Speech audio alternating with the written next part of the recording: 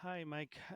This is the sort of the first video, the instructional video for the student side of things.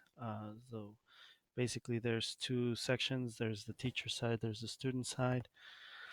Um, in the student side, basically, what's going to happen is they have to be running the program called Sony Soloist. Now, Sony Soloist, before they log on, what's going to happen is if you launch Sony Soloist on the student machine, it'll do two things. It'll log them in to the Soloist system so that you're able to see them from the teacher computer. And the second thing is they are going to lock down everything on Windows so that only Soloist is running. So these icons here, they will disappear. Everything else will pretty much disappear. Unfortunately, I'm on the teacher computer right now, and I've been trying to kind of negotiate the video so that I can show you both, but I cannot. Somehow I can't physically do it so that you can see it well. So let me see if I can run this. And basically, here it is. This is what it looks like. And again, by default, everything is sort of turned off. So there's no menu. It won't let me do pretty much anything else. Um, so I'll X out of that.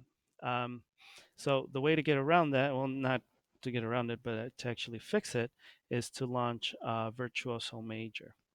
Virtuoso is sort of the master program. Sony Soloist is sort of the slave program, um, if that helps. So here it is. This is the teacher console. As you can see, I've actually logged on to one of the computers in the back.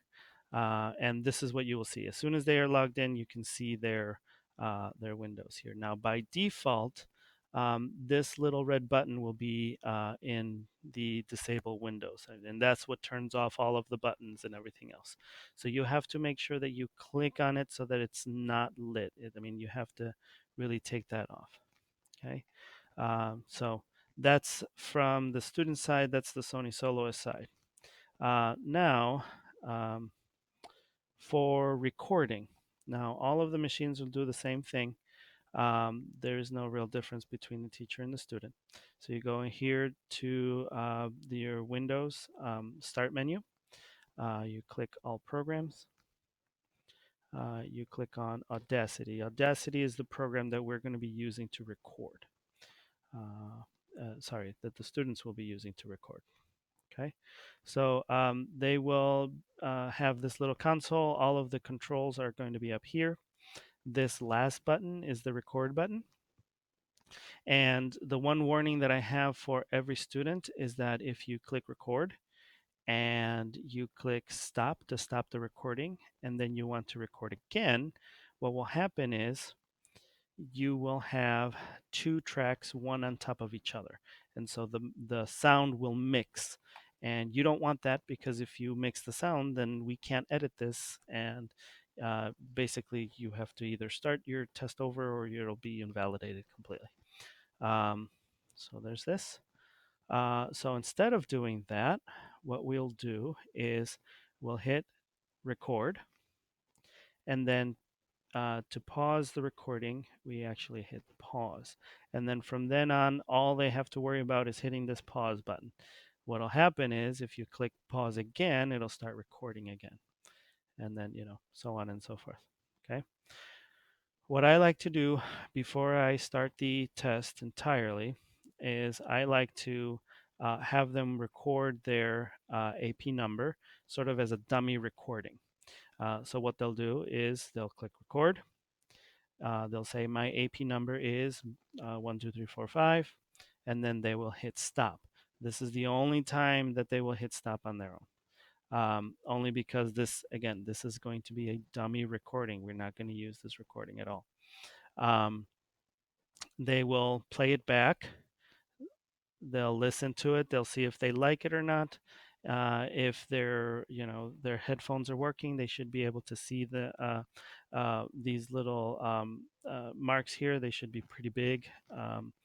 and they should be able to hear their voice very clearly. They should be able to, not hear any static or anything like that. So that's kind of just a test recording right before you run the AP test. Now, if all of that is fine, then what they'll do is they'll just click out of it, and they will do the real test, which would be record. My AP number is 12345, and then they will hit pause this time. And now from there, you can play the CD. It'll run through and give them all of the instructions from start to finish. It'll tell them when to record, when not to record, and all of this.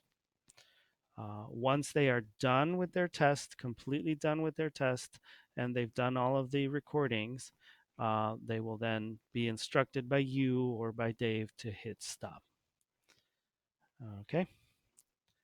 To save their files, they'll go up here to the File menu. They'll go down to Export Audio. Usually right in between here, this doesn't usually pop up right away. We have limitations on the student machines that don't let them save pretty much just anywhere. So what we do is we lock it down, and so they will get an error message because up here where it says save in, it's default to their documents, and we don't let them save onto their documents because that's on the hard drive. So you just click OK on that warning. I can't produce it now because I'm a staff member. But here under Save In, they have to again, they can't write on any of these drives, so they'll have to look for their U drive. Okay, so they'll pick out their U drive from the list. The file name will be their AP number, and then underscore the form, the letter of the form. Usually it's O. I'm not sure if for the makeup it changes. It's either or O or A or something like that. So it's just in this case we're going to use capital O, and then just double check down here that it says MP3 files, and then hit save. This is for, if you want to add artist name and stuff like that, you don't need to, it's fine. And then click OK. And then from there, they can actually find it in their U drive.